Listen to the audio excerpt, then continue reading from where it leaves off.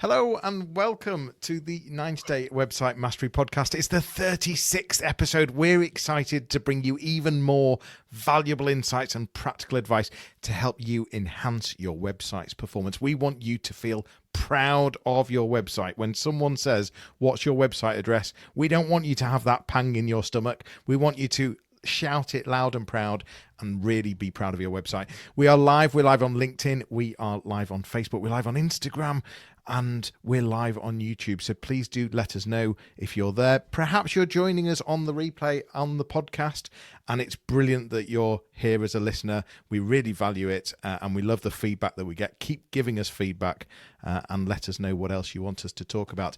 In each episode, as always, we have 4 segments. We have the You Ask, We Answer. We have website stories.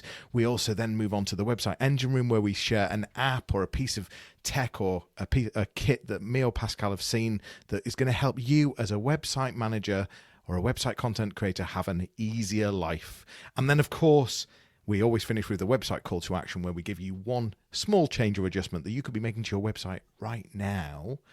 That is going to help you feel proud of your website. Pascal, you're with me, my co-host. How are you? I'm very well. And you were just mentioning about, please keep those comments coming and those questions, because actually today, the entire episode is inspired by interaction I've had through masterclasses, and you were hosting a conference last week in Durham. We got a chance to see each other as well, which was absolutely lovely. But actually, for the first time, every single segment is inspired directly by a conversation or a query from one of our clients. Absolutely. Let's start with our first segment, You Ask, We Answer.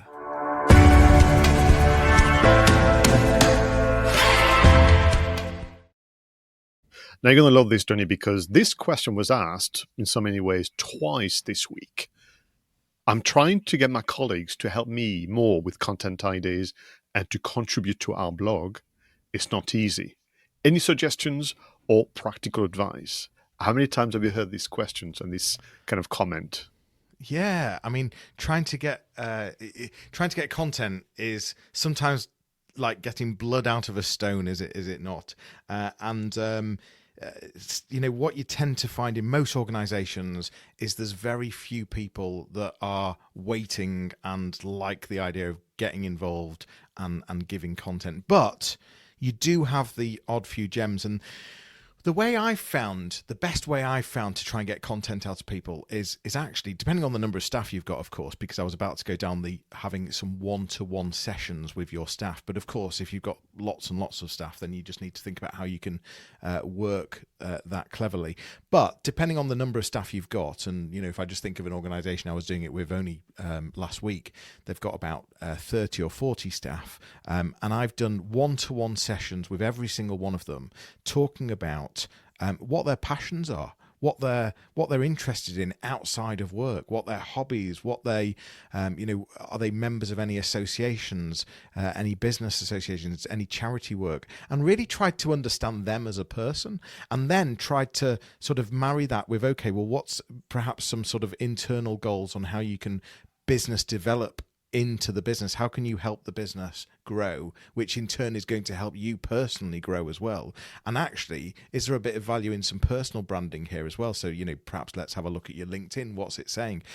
And from all of that conversation, and I've sort of fast forwarded it a bit here, but from all of that conversation, you tend to find that some fantastic content comes out. And then it's about making it really easy. So it might be about, then I might interview them to tease some stuff out and then take it away to write it for them. Or it might be that I come up with questions to ask them to get them thinking. So yeah, I've gone off on a bit of a tangent there, but that's just one method that I use, which works really well. I like it. And oddly nowadays as well, it's so much easier because you could record it. You could just put one of the audio transcriber on your laptop whilst you're having a conversation and have a lot of those ideas. But what you're creating is almost like access to freelance journalists and people that are keeping an eye out for what's happening in the industry. And I've kind of, like you, changed slightly. So I used to have content ideas meeting. In fact, in the previous episode, we suggested an agenda for a kind of formal sit-down content ideas meeting. But your point is, for the vast majority of your colleagues, this is not their day-to-day. The marketing communication is not what they would do as much as you would. And I take your point about sometimes it's just someone that's got appointed by the organization. You're good at communication, you do it now, and then they lack the support. So what I tend to do then is look at organizing a meeting to look at the wins.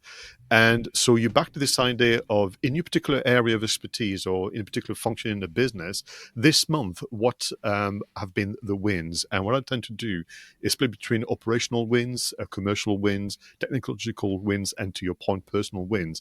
And what you tend to do there is get people to reflect on the month that was. And after that, as you well know, Jonny, and all of you, the gems are coming out because they don't necessarily make the link between something that to them is just normal, not particularly worthy of being mentioned, but you with your content marketing head on, and particularly customer relationship marketing head on, you kind of realize that would be a good story. That's a good anecdote or something we can develop further. So I've done a trial for the last few months now with some of my mentees, and that's working really well. Also, oddly, it doubles then as a report back to the boss, saying, well, across the different functions of operations, management, as well as marketing, this is what's been happening. And that also has meant that people have had some much better company updates on their website as well. Yeah. And the other thing that I've used is templates. So providing some kind of content template that can be used for simple blog posts or simple audio sessions where you're just sort of prompting some key things. What three? So for example, here's the topic, here's the theme, and one of the first prompts is, what three things would our target audience be interested in? How would it help them? What difference could we make? What three pain points might our target audience have around this particular theme or topic? And so things like that can then lead into content generation as well. So there's loads of ways, but don't stop at the typical answer, which is, I don't have any ideas, and I'm too busy, and you just need to gamify it, make it more fun, bring out their passion, and make it feel like there's something, be authentic in terms of actually there's something in it for them as well. Yeah, I think that's important because they have to see the correlation, that cause and effect. And for me, importantly, because I've heard back as well, feedback, people saying, well, I gave the ideas, or I took part in a meeting, or I took part in a one-to-one, but then I never heard a thing after that. So be careful, do make sure you send copies, do show them, for example, reactions on social media, do tell them that their anecdote was used at a conference by the MD, kind of give them, make sure that they understand their contribution as traveled and has had an impact on the business. For sure. I am very, very, very excited about our next segment, especially on this episode. Let's find out why. It's website stories.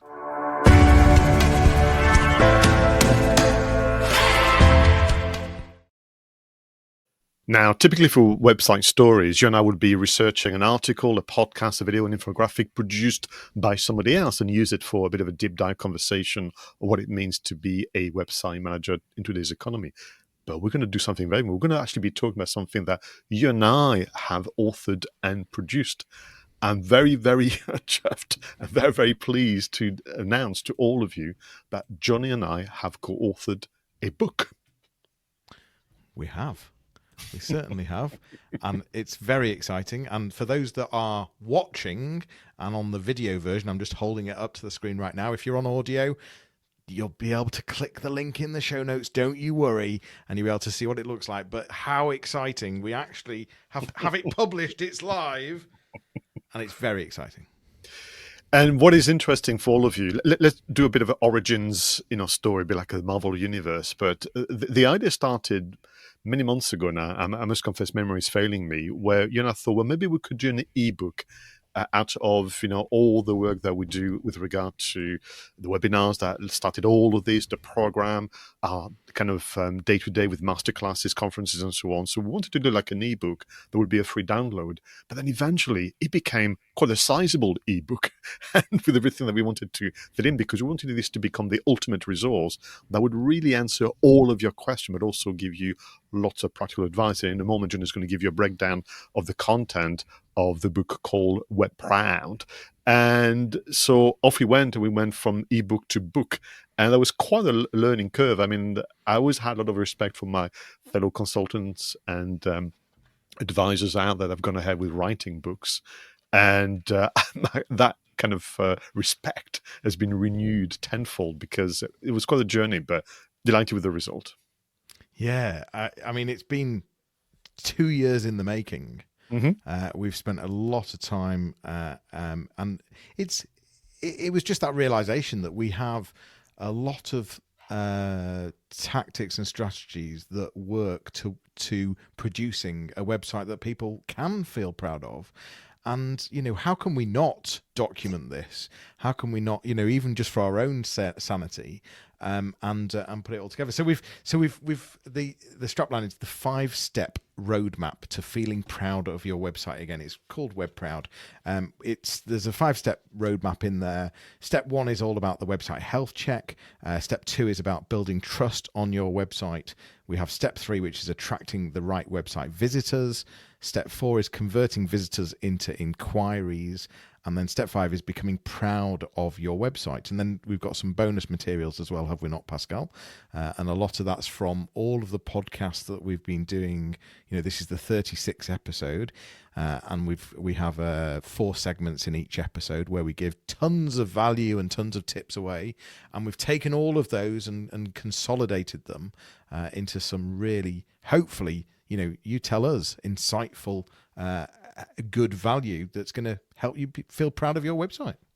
And the driving kind of remit that we gave ourselves, brief that we gave ourselves, was to be super practical and really with a view of you taking action. So the 5 steps are captured into 5 executive briefings, but each briefing has 2 checklists, one from Jonny, one from me, has 2 action plans, one from Jonny, one from myself. You also have, which I think is lovely, the concept of this being like a field note book. You have a dot journaling section, which I'm going to show quickly on screen, this idea of doodling and putting kind of boxes and arrows and whatever. You have also a 10-day, 30-day, 90-day action plan template.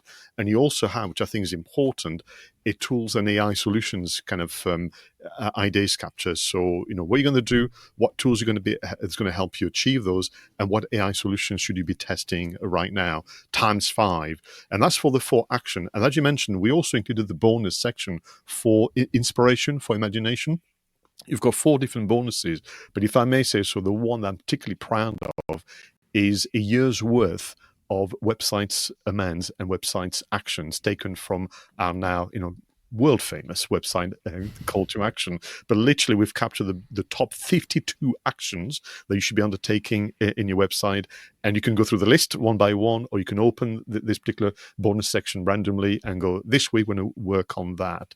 And I think really from the point of view of as a reader, we've had obviously people checking it. We've had some beta testers, you could argue, and they've said, they love the tone. They said they could imagine and they could hear your voice and my voice whilst we're reading the book, which was actually a lovely compliment, they say, but they absolutely loved the checklist and the action plans. Super, super useful. Yeah, and we've enjoyed putting it together. And we just, the idea, like on this podcast, is for you to feel proud of your website. And by following this simple guide, as we've said, really practical, lots of actions, we're sort of there with you throughout the journey to ultimately creating that really that website that you can feel web proud. That's as simple as that. So what a great website story this episode, Pascal. Indeed. We'll obviously put a link to the book. It's on Amazon. We'll put the link on the show notes. We'd welcome feedback. We'd love feedback, in fact.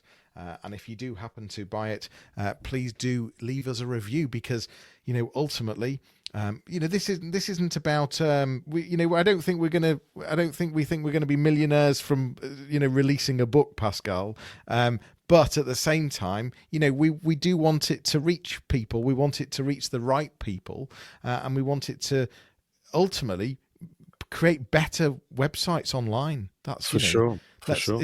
It benefits all of us if websites are easier to use, are easier to navigate, that work on mobile, that convert. And how can that be a bad thing? So, help us get it out there and reach the right people. On that note, let's move to our next segment, the Website Engine Room.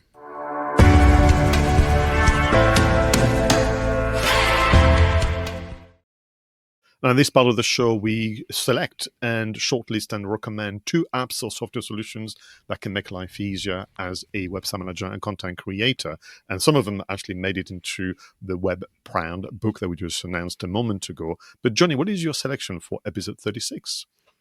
So I've been talking a lot about cold email recently, and one of the things about cold email is that for you, it's a numbers game, and so for you to be able to send mass emails out in one at a time, what you need to do is the only way to send so many out at the same time is to have multiple email addresses. There's no way around it, because otherwise you have a huge issue with spam filters and trust signals. And so what we do is we warm up email addresses to have multiple email addresses. Now, there's a cost of setting those email addresses up, and there's a cost and time wise. There's a lot of technical aspects from setting DNS up or working with the likes of Microsoft or the likes of Google. It's not the biggest, most difficult thing in the world, but when you add the time up and the cost, there is now a company out there that does it for you.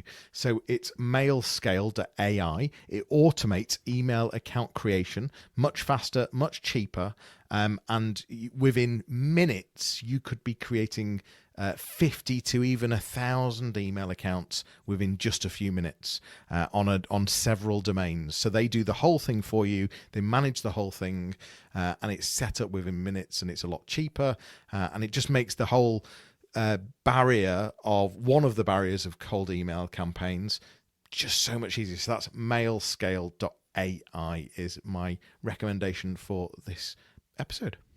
Yes, and you mentioning on that, that's where you've been talking a lot at the conference that I was able to join. And the conversation that inspired today's selection for me was with customers where we're busy working on their campaigns, we're busy working on their customer journey. As you know, I've got this little kind of model called the visibility, credibility, and interactivity kind of workflow, where you kind of chunk your work into 3 key areas of customer experience. But people saying, I can't quite imagine it because we've not done visibility to the degree that you're describing. So I remembered a way to visualize that customer journey from they don't know you exist all the way to they become a loyal and very fervent champion is called pretty funnels. So this idea of a sales funnel, but what is lovely about the interface is to drag and drop with different kind of icons, different way to symbolize, the different stages and steps and interaction, which could include indeed receiving an email. And Pretty Funnels is a lovely way to visualize what you think your customer journey is all about, but also spot maybe gaps or spot ways in which you can get more value from that interaction. And what I liked about it because it's visual, everybody can understand it, and it's probably more engaging than bullet points or an attempted mind map or an attempt at using PowerPoint with boxes and arrows that try and connect different things. So if you want to find a way to visualize your customer journey as you're building your campaign, you want to share it in a way that is meaningful to others, I highly recommend Pretty Funnels. Yeah, I've done a lot of journey mapping and customer journey mapping. That was the phrase I was looking for. And what is apparent very quickly when you map a journey out is the optimizations you can make and how one little change in one little step of the journey can have such a big impact. So brilliant. Now a tool that we can use that helps us map that out a bit more, but also makes us think about the content as we're at each touch point. Highly recommend mapping a journey out, however big or small your organization is, really understanding it from the customer's point of view, where you take them. And so many times what you tend to find is that they come through your funnel, they perhaps say no to a quote, and what you put them right in at the front of the funnel again and speak to them as if they've never ever spoken to you before and sort of take them on exactly the same journey again. Well, that is there straight away at optimization and gets you thinking. So yeah, brilliant. What was that? That was prettyfunnels.com. Excellent. Indeed, yeah. We shall put that in the show notes, as we do with all of these. So let's move on to our final segment, because of course every piece of content, including our podcast, has a call to action. This is the website call to action.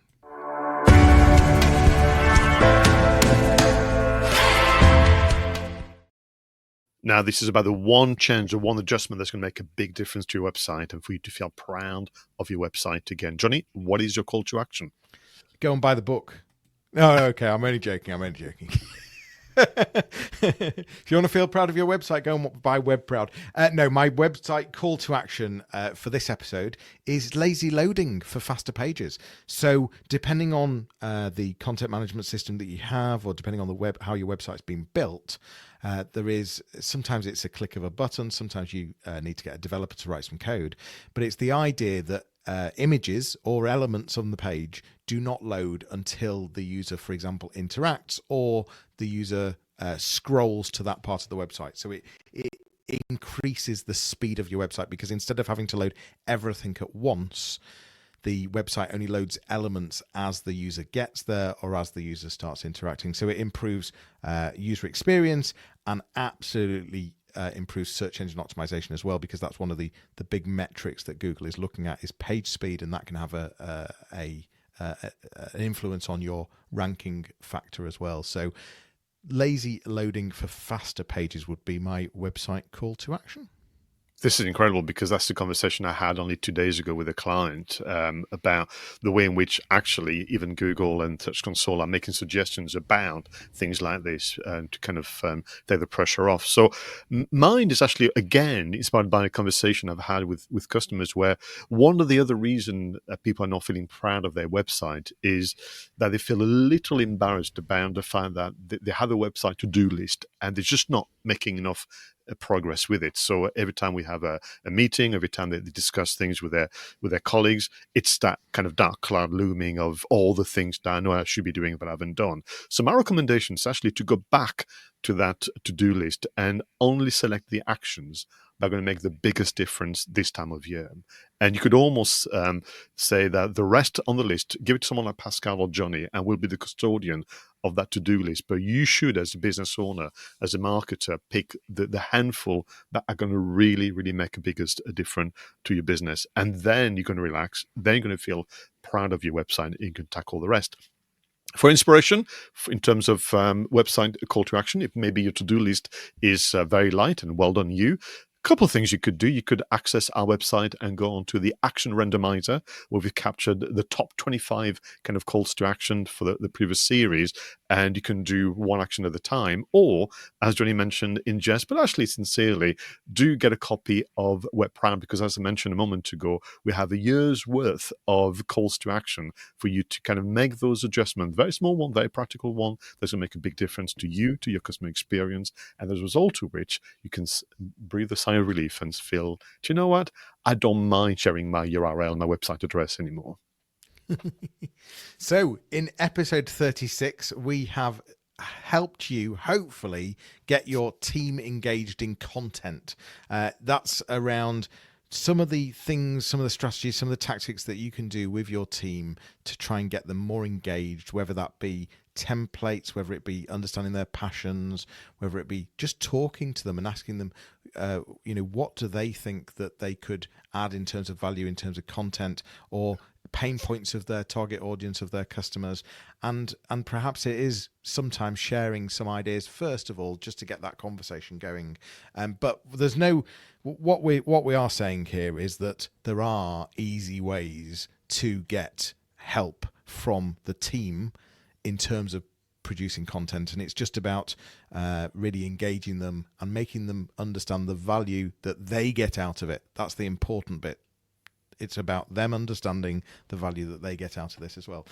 We talked about website stories, which was the most exciting one for this series, really. The book, WebProud, it's launched. We've spent a lot of time on it. It's the 5-step roadmap to feeling proud of your website. Again, it's out now on Amazon, and you please do pop along and have a look. The link will be in the show notes. We've given you some tools that you should be looking at: mailscale.ai to help with your email account generation if you're looking at doing cold email. Brilliant app for making things a lot faster and a lot cheaper for setting up email accounts. Pretty Funnels was Pascal's. prettyfunnels.com, an elegant way to visualize and plan and optimize your digital funnels and any customer journeys, which, you know, we recommend you do and find those optimizations. And then for the website call to action, we finished on lazy loading for faster pages. And review your to-do list, review your website to-do list, and, you know, give yourself a few small victories to end the year and focus on some of the sort of bite-sized things that you could start implementing right away. Another great episode, Pascal. Thank you very much indeed. And it's been a pleasure as always. No, thank you very much. And listen, you know, as you mentioned when we started, and actually at the very core of to this episode, it's all your questions, it's all your reactions, all your comments, all your doubts and concerns. There's a great source of inspiration for us. And I find it very helpful and really thinking, I'm approaching now 30 years in a world of digital and probably 30 years of thinking through a website experience that's going to make a difference to you, your colleagues, and your clients. And it's just an absolute delight to have the different platforms, from the podcast to the webinars to the masterclasses to the book, to share that knowledge. For absolute sure. Listen, that is a wrap for episode 36 of the website of the 90-Day Website Mastery Podcast, your audio companion to the 90-Day Website Mastery Program. For more information, visit 90daymarketingmastery.com, where you can book a discovery call with either myself or Pascal. It's goodbye for now. Enjoy the video and audio montage whilst you review your notes and action steps, and we will see you soon and look forward to your feedback. And please do like, share, and leave a review. We'll speak to you soon. Take care. Bye-bye.